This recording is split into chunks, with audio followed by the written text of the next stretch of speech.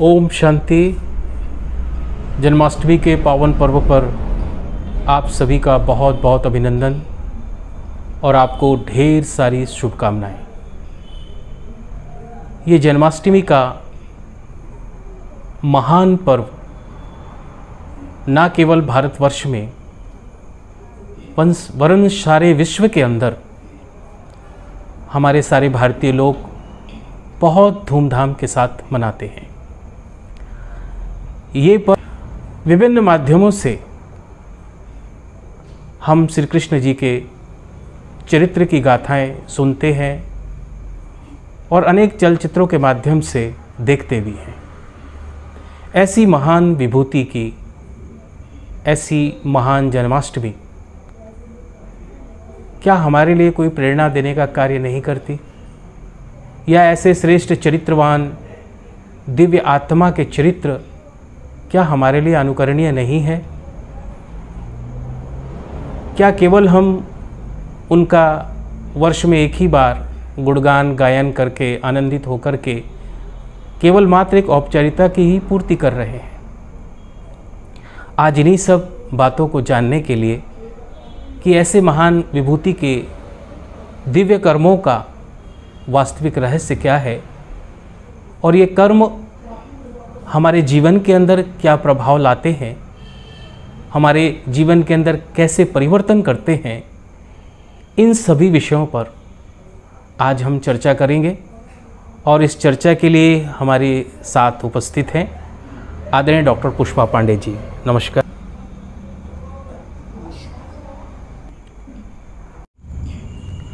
बहन जी, सबसे पहले हम आपसे जानना चाहेंगे कि श्री कृष्ण जी हैं जो कि उनके चरित्र को एक दिव्यता के साथ में और एक ईश्वरीय शक्ति का आधार मानते हुए हम उनके चरित्र को देखते हैं और एक भक्ति भाव हमारे मन के अंदर उनके प्रति निरंतर जागृत होता रहता है। तो हमारे मन में एक ऐसी माने उत्कंठा है जानने के लिए कि ऐसी विभूतियाँ क्या ऊपर से ही आकर के जन्म लेती है, आकर के अपना, जैसे कि अवतारों के विषय में भी कहा गया है, आकर के अपना पार्ट प्ले करती है, या फिर ऐसा वो कुछ ऐसा सत्कर्म करती है या ऐसा कुछ पुरुषार्थ करती है जिसके आधार पर उनको ऐसी दिव्य शक्तियाँ प्राप्त होती है? थोड़ा हम इसके बारे में प्रकाश आप डालें, इसके बारे में हम समझना चाहते हैं। ओम शांति। तो संतोष भाई, आपने बहुत ही अच्छा आज जन्माष्टमी के दिन प्रश्न किया है, क्योंकि आज सभी भक्त श्री कृष्ण की आराधना कर रहे हैं और उनके चरित्रों के आनंद में डूबे हुए हैं। लेकिन आज वर्तमान समय एक छोटा बच्चा जो हाई आईक्यू लेकर पैदा होता है, उसको हर प्रश्न का जवाब चाहिए होता है। वह एक तरफ कहता है कि माँ, ये श्री कृष्ण जी चोरी करते थे, श्री कृष्ण जी ने वस्त्र चुराए, श्री कृष्ण जी की इतनी रानियाँ थीं। अगर हम आध्यात्मिक रहस्यों को एक्सप्लेन नहीं कर पाते तो बच्चा कंफ्यूज हो जाता है। तो अगर हम जन्माष्टमी के आध्यात्मिक रहस्यों को समझें, श्री कृष्ण के चरित्र की वास्तविकता को समझें, तो सचमुच हमारी जन्माष्टमी सच्ची जन्माष्टमी होगी। तो पहले हम यह समझें कि श्री कृष्ण का अर्थ क्या है। कृष्ण शब्द बहुत ही प्यारा शब्द है और कृष्ण का अर्थ होता है आकर्षित करने वाला। जिस श्री कृष्ण की हम जन्माष्टमी मना रहे हैं वो भी एक बहुत आकर्षित करने वाला है और सतयुग का पहला प्रिंस, जहाँ 16 कला संपूर्ण, मर्यादा पुरुषोत्तम, संपूर्ण निर्विकारी रूप में श्री कृष्ण योग बल से पैदा होते हैं। और जिस धरा पर वो पैदा होते हैं वो धरा चारों तरफ प्रकृति सुखदाई और उनके साथ साथ जो भी आत्माएं आती हैं, अवतरित होती हैं, वो भी सत्व प्रधान श्री कृष्ण के समान होती हैं। तो जैसे कि आपने एक प्रश्न किया कि क्या श्री कृष्ण की आत्मा ने ऐसा क्या पुरुषार्थ किया था, वैसे तो श्री कृष्ण को विष्णु का पूर्ण अवतार माना जाता है और सृष्टि के आदिकाल में भी कहा जाता कि विष्णु से ही ब्रह्मा और शंकर आए और इस तरह से नई दुनिया की स्थापना हुई। तो ये समझना बहुत ज़रूरी है कि दूसरे श्री कृष्ण क्या कोई और भी हैं? अवश्य ही एक कृष्ण और हैं जिसे परमात्मा कहा जाता, गॉड कहा जाता, ईश्वर कहा जाता और इस कृष्ण का वर्णन भगवद गीता में है। भगवद गीता में जो भगवान ने अपना रूप बतलाया है कि मैं ज्योति स्वरूप हूँ, अणु के समान हूँ, ज्योतिषा मापी हूँ, अर्थात परमात्मा जो सर्वशक्तिवान, जो सभी आत्माओं का पिता है, वह इस कलयुग के अंत में इस धरा पर आता है और इस धरा पर आने से जो उसको याद करता है, इसीलिए श्री कृष्ण को योगेश्वर भी कहा जाता है कि पूर्व जन्म में जब श्री कृष्ण की आत्मा ने परमात्मा को याद किया, संपूर्ण बने और सतो प्रधान बने, तो अगले जन्म में वह श्री कृष्ण के रूप में आए, जिसको विष्णु भी कहा जाता है। ये जो एक रहस्य की बात है कि जब शास्त्रों में लिख दिया गया है कि उनका जन्म जेल में हुआ, तो इस आध्यात्मिक रहस्य को भी समझना बहुत ज़्यादा ज़रूरी है। अगर हम इस वर्तमान समय को देखें कि वर्तमान समय सभी आत्माएं जेल में ही तो हैं, विकारों की बेड़ियों में फंसी हुई हैं और इन बेड़ियों को छुड़ाने के लिए ही परमात्मा को याद करना बहुत ज़रूरी है। और ये बेड़ियाँ जब छूट जाती हैं तब हम उस रास्ते पर चलते हैं, नई दुनिया पे चलते हैं। तो एक ये घटना बतलाई हुई है कि जैसे ही उनका जन्म होता है, विष्णु का साक्षात्कार होता है। तो फिर यही बात कि विष्णु संपूर्णता का प्रतीक है, श्री कृष्ण का प्रतीक है और जो सतयुग में हैं और शीघ्र ही श्री कृष्ण का जन्म होने वाला है। वैसे भी अगर हम अपनी बुद्धि का प्रयोग करें, थोड़ा भी विचार सागर मंथन करें, तो हमें समझ आता है कि श्री कृष्ण अवश्य ही सतयुग में आए होंगे, द्वापर में नहीं आ सकते, क्योंकि इतनी मोहनी सूरत 16 कला संपूर्ण आत्मा इस धरा पर आए, सत्य गीता ज्ञान सुनाए और उसके बाद कलयुग आए, ऐसा तो नहीं हो सकता। लेकिन इतना अवश्य है कि इस कलयुग के अंत में ऐसी परिस्थिति, विपरीत परिस्थिति जो कि जेल के समान है, और उस समय वो आत्मा संपूर्ण बनती है, सारे विश्व की नंबर 1 आत्मा होती है और विष्णु या श्री कृष्ण के रूप में कहा जाए कि वो सतयुग में आती है। तो जब जेल के बाहर का दृश्य बतलाया गया कि वो वासुदेव जी टोकनी में रखकर श्री कृष्ण को बाहर आते हैं, गोकुल ले जाते हैं, जब पार करते हैं तो यमुना जी जैसे उनके पैर को टच करती हैं, वो नीचे चले जाते हैं। जो यमुना है वो नीचे चली जाती है। इसका अर्थ कि जो भी आत्मा 16 कला संपूर्ण सतो प्रधान होती है, वह प्रकृति जीत होती है। तो हमें ऐसा ही पुरुषार्थ करना है जिससे हम प्रकृति जीत भी बन सकें, माया जीत या विकारों पर विजय प्राप्त कर सकें, जिससे हम संपूर्ण विषहीन बन सकें और विष्णु के समान सतयुग में आ सकें। बहुत अच्छी बात आपने बताई बहन जी, लेकिन थोड़ा थोड़ा हमारे अंदर में थोड़ा संशय आ रहा है।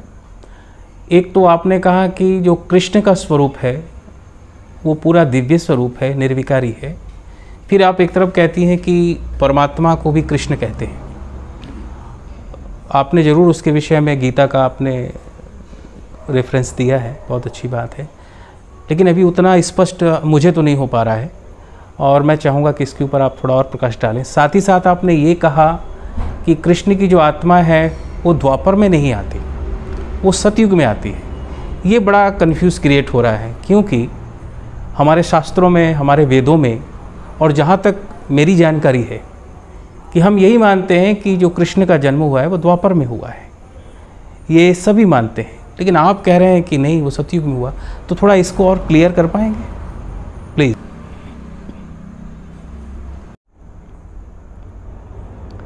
संतोष भाई, आपने जो प्रश्न किया है सचमुच उसकी क्लैरिटी बहुत ज़्यादा ज़रूरी है और हमारे दर्शकों को भी बहुत ज़्यादा ज़रूरी है। कृष्ण शब्द का जैसे ही हमने अर्थ समझा, सभी को आकर्षित करने वाला, तो एक तो गुणवाचक कृष्ण और एक संज्ञावाचक।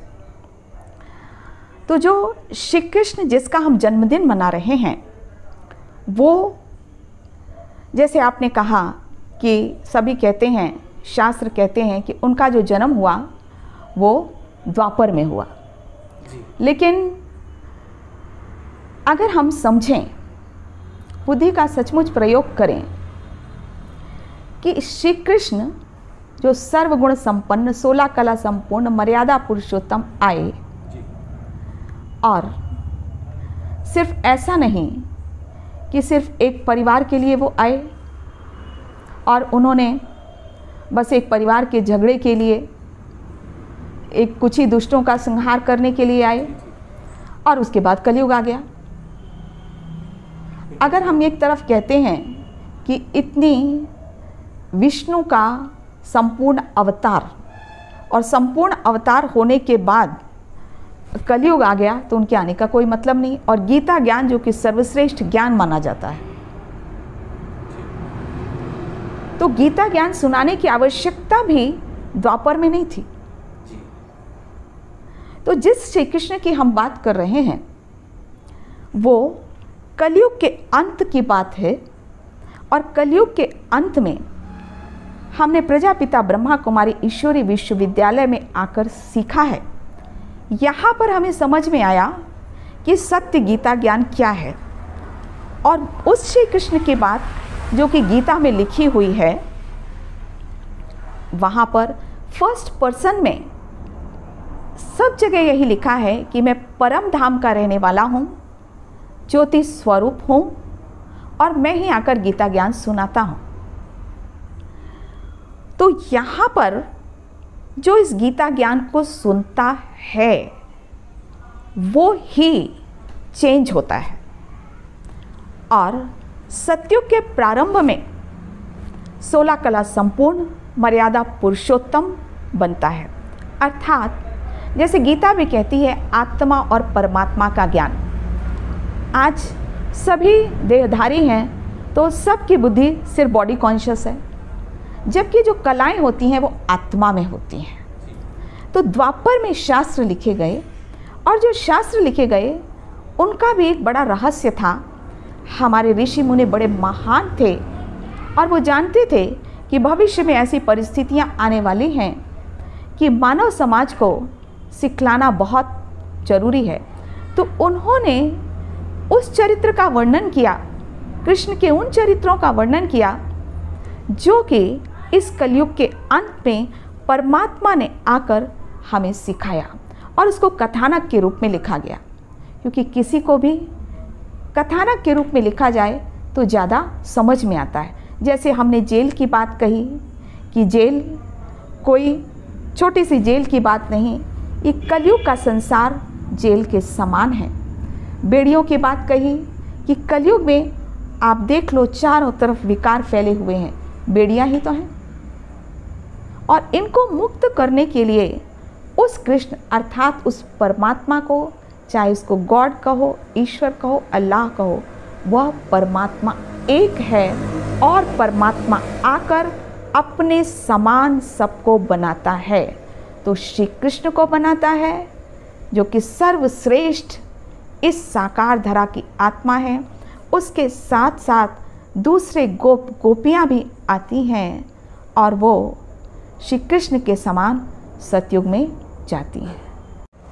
तो आज पूरी चर्चा में हमें यह अच्छी तरह से स्पष्ट हो गया कि परमात्मा कृष्ण, जिनका कि श्रीमद् भगवद गीता में भी गायन है, और एक कृष्ण जो कि इस परमात्मा के द्वारा ही ज्ञान लेकर के योगयुक्त होकर के अपने श्रेष्ठ जीवन को भी धारण करते हैं, और कालांतर में उन्हीं का गायन शास्त्रों में, वेदों में कृष्ण के रूप में ऋषि मुनियों के द्वारा गाया जाता है। और ये जितने भी शास्त्र हैं ये द्वापर में उनकी रचना होती है। ये ऐसा आपके द्वारा ये स्पष्ट हुआ, और ऐसा सभी को भी ये स्पष्ट हो चुका होगा कि वो वही कृष्ण जो कि उस परमात्मा से ज्ञान को अर्जन करके ऐसी दिव्य शक्तियों को वो प्राप्त करते हैं। और ये समय भी जो कि आपने बताया कि ये संगम युग का समय होता है, इस संगम युग पर ही परमात्मा आकर के हम सभी आत्मा को, ना केवल कृष्ण को, हम सभी आत्मा को आकर के अपनी योग शक्ति से और अपने ज्ञान के द्वारा फिर से हमारी आत्मा को प्रज्वलित करने का कार्य करते हैं। और ये जन्माष्टमी जो हम प्रतिवर्ष मना रहे हैं, आज बहन जी के चर्चा के साथ साथ हमें ऐसा प्रण करना चाहिए या अपने अंदर में लाना चाहिए कि ऐसे कृष्ण के दिव्य आचरण को, चरित्र को हम अपने अंदर धारण करते हुए उसे कार्यरूप में लाए, तभी शायद हम सच्चे रूप से जन्माष्टमी को मना पाएंगे। इन्हीं शब्दों के साथ पुनः आपका बहुत बहुत अभिनंदन, स्वागत और शुभकामनाएं। ओम शांति।